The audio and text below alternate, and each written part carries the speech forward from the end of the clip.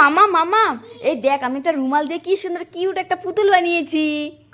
হ্যাঁ এই দেখ কি সুন্দর না। এই রুমালটা দিয়ে কিভাবে পুতুল বানাতে হয় তোমরা দেখে নাও। তুলা তুলা রুমাল নিয়ে নিচ্ছি, রুমালটাকে এইভাবে বেঁধে নিবো। এখন এই যে দেখো আমি গার্ডারের মাধ্যমে এখানে দুটো এভাবে বোটে নিয়ে বেঁধে নিয়েছি। তো এই যে দেখো এখানে তোমরা কাগজও ইউজ করতে পারো বা কোনো কাপড় ইউজ করতে পারো। আমি এখানে ছোট্ট একটা কাপড় ইউজ করে নিয়েছি। তো এই যে দেখো আমি এখানে আবার গার্ডারের মাধ্যমে এই যে রুমালটাকে বেঁধে নিচ্ছি। তো এই যে দেখো আবার নিচেও এইভাবে দুপাশে দুটো বেঁধে নিচ্ছি।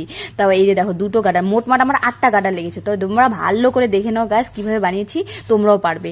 এই যে দেখো আবার একে বোটে নিয়ে আবার একটা গার্ডারের মাধ্যমে বেঁধে নিচ্ছি। তো দেখো এখন নিচে আমরা এখানে কি করবো, এটা পায়ের ডিজাইন করছি। তো এইভাবে বোটে বোটে আবার পায়ের দুটো গার্ডার নিয়ে পায়ের মধ্যে বোটে নিচ্ছি। তো দেখো গাছ অলরেডি আমার হয়ে গেছে। মামার কালো 3টে টিপ নিয়ে আমি চোখ আর এই মুখটা বানিয়ে নিয়েছি। দেখো গাছ কতটা কিউট হয়েছে, কত সুন্দর হয়েছে।